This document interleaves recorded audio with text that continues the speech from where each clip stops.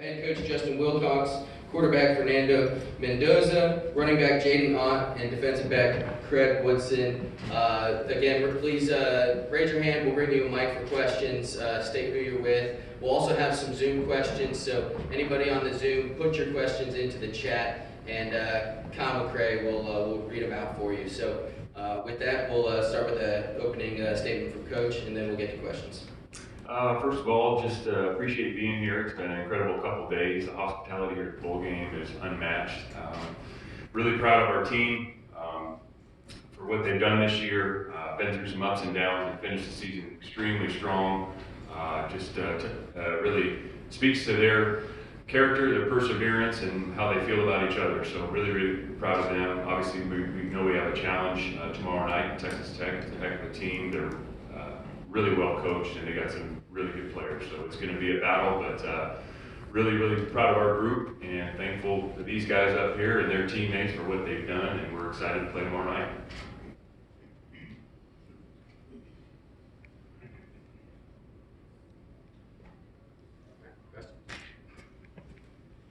Doug Parrish, Football Organically. Coach, congratulations, and congratulations to all you guys. This has been a wonderful end to the season, 3 straight victories. How excited are you guys right now? Very. A month and a half ago or so after we played Oregon, didn't play well. They got after us good. We, in the locker room, talked about it right then. We're going to finish with 3 wins in the regular season with a chance to finish 4-0 by winning a bowl game. And getting to a bowl game means a lot for the program for a number of reasons. The reward, the extra work you get in, there's just a lot of positives that go into a bowl game, as we know, so we're so glad to be here. But the number one goal is not going to a bowl game, it's winning a bowl game. And we know we got a test tomorrow, but we're focused on that. Hey, Coach, back here, Chris Virgin with KS Play, News 12 and Shreveport. Coach, out of the last couple days in practice, have you noticed kind of a new fire, something new you haven't seen out of your squad all season long? I think it's probably the same fire and same energy. Our guys have always practiced really hard. I've been really fortunate. We as coaches have been fortunate to have motivated guys. Very few times throughout the season or in my career have we had to, get after them to practice hard. They do that because they're motivated. They have goals, and so I don't know that the fire's been any different. It's what the standard is for them, and that's what I really appreciate about this team.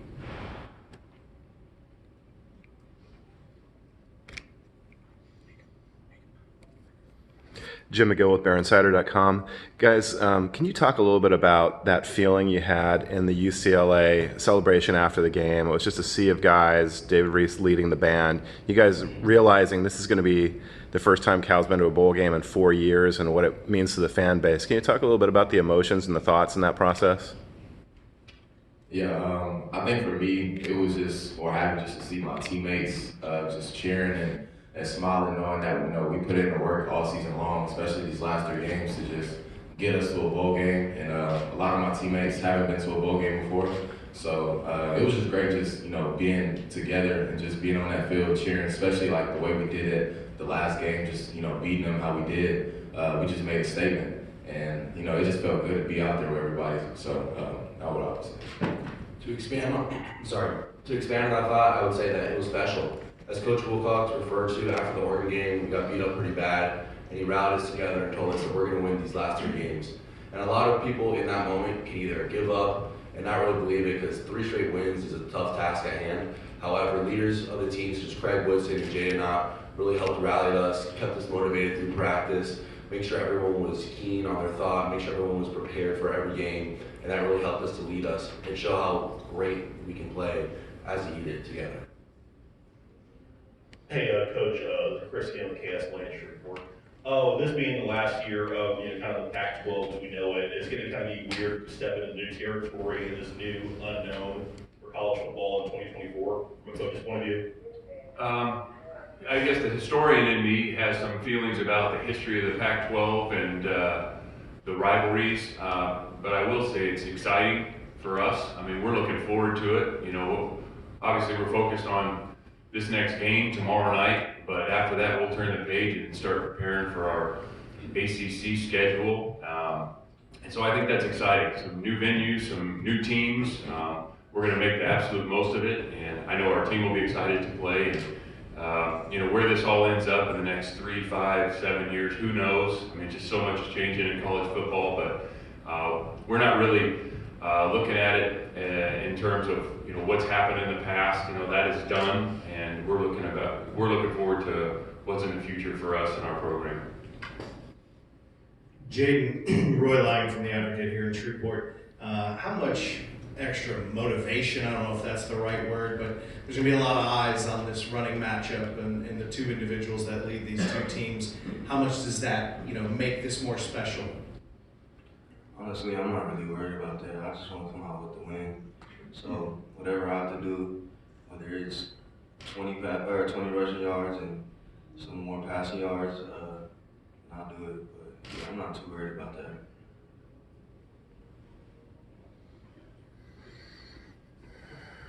Coach Wilcox, Don Williams from the Long Avalanche Journal.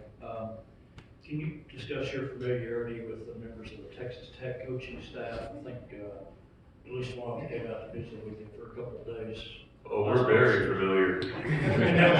And how would you say the defenses are similar?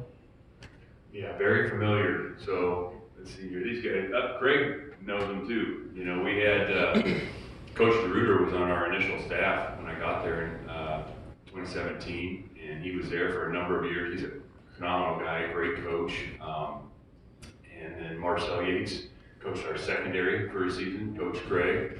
And then one of their defensive staff members, Ryan Connery, was with us. So we're very familiar with their defensive staff especially. And structurally, there's, you know, quite a few similarities on how they run their defense. They're not exactly the same. You know, any given year, offenses and defenses will be tweaked based on the personnel. But I would say it's, you know, when we did practice this past couple of weeks, we were able to kind of call some of our stuff because it's some of the same stuff that they run. And yeah, they're really good coaches across the board. And I wanted to ask Craig also, being from South Grand Prairie, what's it like for you and I guess maybe your family being able to play a bowl game back close to home? Do you have any familiarity with the Texas Tech players from your high school days? I don't have any familiarities with the players, but definitely the coaches, like you said, like Yates and Connery. Like we had a great relationship when they were at Cal, and you know, those guys were able to coach me up, and especially during my younger years of being on the team, I think they were really impactful for me. So being on the other side of them, kind of just funny a little bit, just knowing that, you know, we're going against those guys, but you know, at the end of the day, like, you know, they were great people and they were great coaches. You know, when it comes to just being from around here in Texas, it's great being able to come back home and play. You know, just having family come out, because it's only like 2.5 hours, I think, from, you know, where I'm from. So I'm gonna have a lot of family and friends at the game. Just having them watch me, because I don't really get the chance to have them come out to California and watch me play. So being able to come home is just great, man. Just being around, you know, people I love and allowing them to see me when they don't really get the chance to a lot. So it feels good. Doug Parrish, Football Organically. Jaydn, you've had a pretty successful year in terms of getting accolades. How do winning those accolades, All-American, et cetera, play into your mindset going into this game? I'm not too worried about it, honestly. Like, yeah, man, I don't really think about those things. Like, oftentimes people tell me about certain accolades that I've achieved before I even know. And then, like last year, I didn't understand what like All-American was. But people were like, "Oh, you got this and that." And I'm like, "Oh, okay."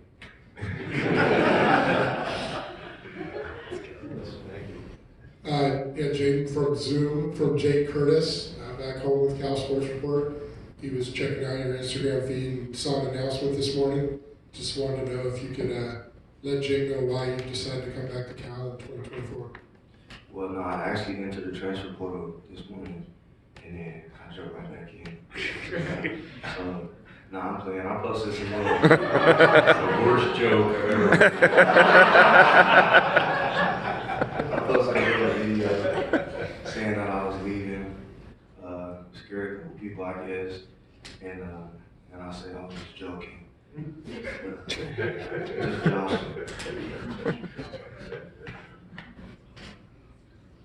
I think we have. Fernando, talk about Royal Line Advocate again. Talk about your season this year. It's been a whirlwind, or I don't know how you're going to describe it, but it's been pretty impressive from your point of view. Just sort of summarize it. I believe that's the perfect word to describe it, a whirlwind.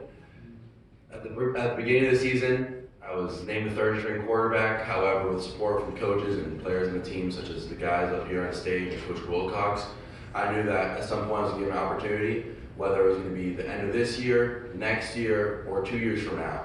I knew I was going to get an opportunity at some point, so put my head down, kept on working to prepare like I was going to be the starter every single day to make sure when my opportunity arose, I rose to the occasion and shined bright with the lights. And with the support from our great offensive staff coaches, Coach Wilcox, and the support from our players, when I got thrown in against Oregon State at night on ESPN, it was an amazing opportunity for myself, and I was able to capitalize on the opportunity, and I'm just so grateful for the coaches and all the players for their support and helping me out through my journey. Coach Wilcox, quick question on, as kids, we all can dream about playing in big games like this. Have you, in your mind, thought about like some of the things you want to say to your team prior to the kickoff? Well, we usually have a good team meeting on Friday night, so we'll have a team meeting tonight, share a couple of thoughts with them. I think the big thing is like, this is it for this team, Cal football will move forward, we as individuals will move forward. Some guys, this will be the last game here at Cal. Some will have an opportunity to go play in the NFL. Some guys, this will be their last football game they ever have a chance to play in. But what I do know is for this group, this is it. There is no next week. And so to make the most of that and enjoy being with their teammates, enjoy competing, and make sure that they leave everything out there on the field because they'll remember this game. Another question here from back home in California, from Maria Colanova for Fernando. From Twitter, Fernando, it sounds like this week's motto is "Burn the Bayou." Maybe give a little background on the whole thing, but if you could tell us a little more about that and the motivation of a fourth straight win for this team. Yeah, so the last 3 weeks of the season, as it was stated, we were 3-6, so every week was essentially a playoff death match for us, and we needed to win the last 3 games to then have a bowl berth. So Coach Plow and the offensive staff coaches, we kind of came together with these sayings, whether it was burn the city, burn the forest, and with the help of Coach Wilcox, Coach Plow, we came up with burn the bayou, and we also had approval and amazing help from Mr. Borpolo over there. So we can't thank him enough and all the coaches enough. I believe that burn the bayou is something to get the fans excited, something to get the team excited, and it's just a cool catchphrase. There's no particular detrimental feelings behind it, as we love everything in the bayou. There's great hospitality, spectacular food, and even better people. So I will say that is our catchphrase for this week, just to keep the good luck rolling, because every week we've had one of those catchphrases, we have won.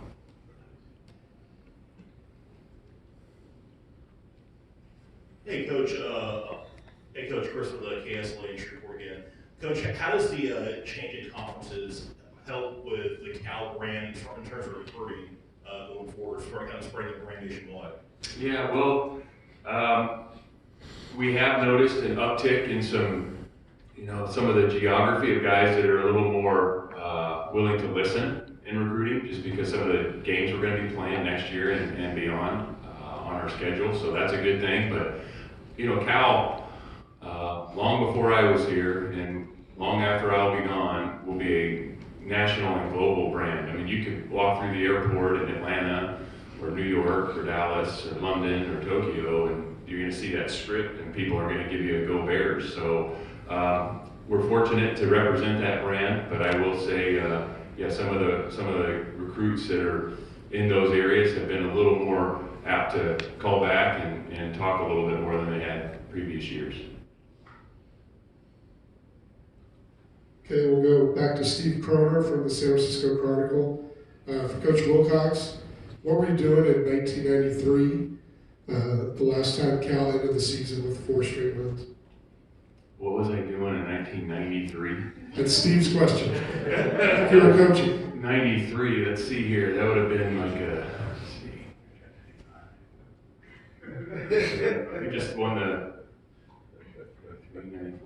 we just won the state title.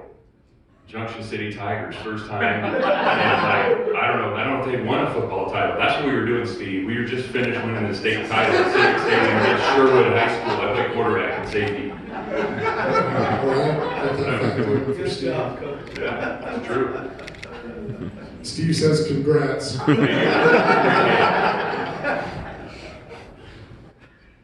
Hey Coach, Mike Pulaski, Beer Insider, Cal Radio. When you get to bowl games, usually you have teams that have a lot of experience. Texas Tech had a bunch of seniors out with them. You've got, obviously Craig's been a senior leader for you, but you've got some young talent up there with you as well. Talk about the mix of guys who have really contributed this year, because you've had a lot of young people contribute, young players contribute with some really good senior leadership as well. Yeah, well, it means a lot. And there's no profile for leadership.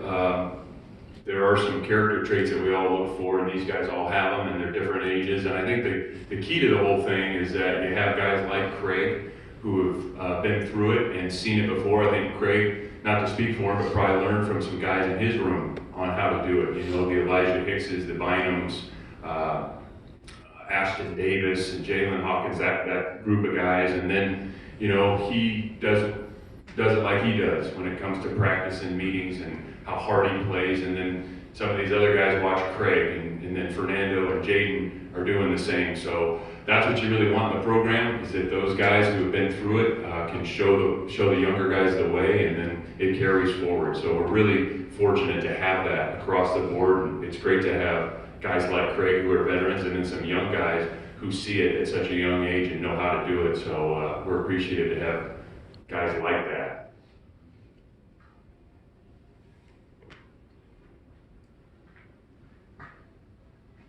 Coach Don Williams again from Local Avalanche Journal.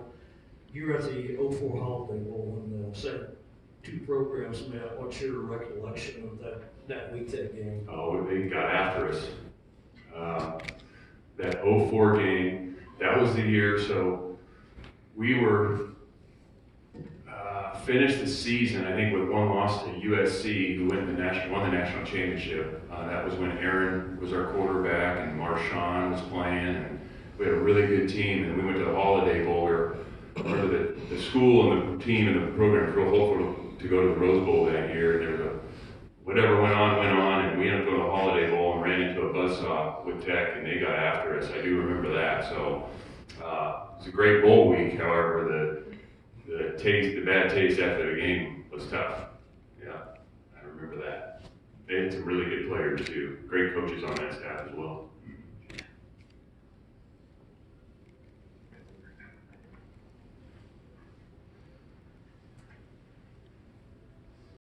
What does this game mean for you in regards to coaching the seniors whose time with the program is, they have one more chance with the program? Yeah, well, it means a lot. I mean, just to watch, in seniors, in this era of college football, we got some 6-year seniors, we have some 5th years, some 4th years, we have some 6-month seniors.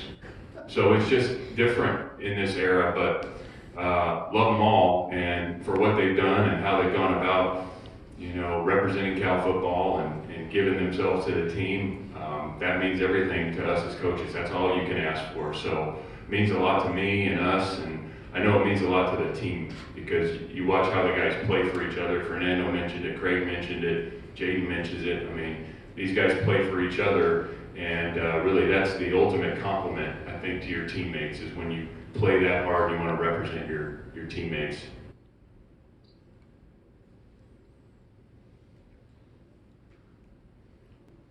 Coach has noticed that Jaydn returned kickoff for a touchdown against Cal, or I guess UCLA last game. So I looked on the stats and I saw that's the first kickoff he's returned this year. Obviously, I know he's a workhorse running back for your team, but how did it happen that he finally got to return the kickoff at the end of the season? Will he do more of that tomorrow? Well, we'll see. Well, Jaydn, as you mentioned, has been a workhorse, and every game we go into, we know we're going to get Jaydn the ball a number of different ways. Later in the season, especially that game, there was a chance going into that game. We felt like the possessions could be limited on both sides, and they had a real talented defensive front. And we wanted to make sure and give him opportunities to make an explosive play, and so. He'd been back and practiced that position before. He's always been eager to do it. We had just kind of been measured on, getting him his touches. We felt like throughout the season he was getting a lot of touches, and he did. But we felt like that last game that there could be a chance for him, based on their kicker, based on the number of possessions we thought we might see during the game, it'd be a great chance for him to get another touch. And sure enough, it was a explosive touch.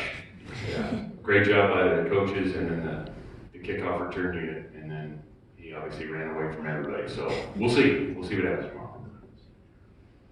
Hey Craig, Doug Parrish here with Football Organically. How much does visualization play into your preparation for the games? Visualization, like, what do you mean? Visualizing making an interception, visualizing making a tackle, visualizing sacks. A big part. I mean, throughout the whole week, you sitting here daydreaming and dreaming about, the plays that might come up in the game and what you might do in those moments. It definitely plays a big part, especially the day of the game. Just the moments leading up to it. I think I'm just thinking about, what I might get, and also how I'm gonna play it, and am I gonna make the play on the ball, which I expect to tomorrow. So it definitely plays a big part. But the preparation is everything. We've prepared these last 2 weeks on these guys. We know what we're gonna get. We know who they are. Obviously they got some people in the trench support and stuff, but it's a rules ball game, man. We're finna go out there, we're finna compete, and we're finna go get this win.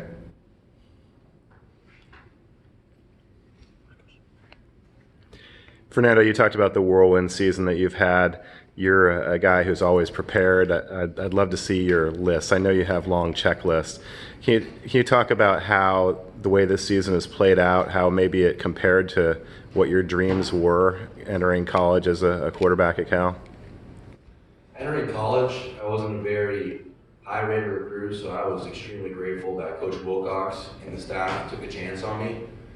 And from a little kid, all I could really dream about was playing in a big stage, playing in a bowl game, leading my brothers, and just idolizing Tom Brady and seeing how he did it. That's what I wanted to be. I wanted to be in a big-time stage, playing quarterback with my brothers and the people I love, and that's the opportunity I have tomorrow. So this means the world to me, and as Coach Wilcox stated earlier, this team is very special because it has other guys that play so hard for each other. In practice, there's no excuse not to play hard when you see Craig Woodson, Jaydn Ott busting their butt every single play, giving 110% when they're star players and future NFL players on the field.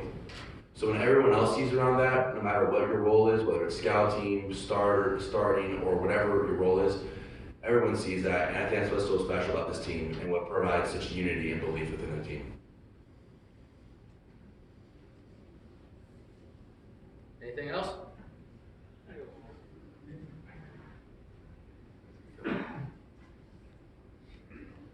Coach, and Freddie and the other players on the stage who'd like to answer, what's your experience been like so far with communication, and how's that worked for you as a quarterback, and who's going to be, who will have those devices on the defensive side, or on either side of the ball for your team? Yeah, we got a number of guys, obviously the quarterback, safeties, inside linebackers. We ended up getting one to Big Ricky, kind of the captain of the D-line. He really wanted one.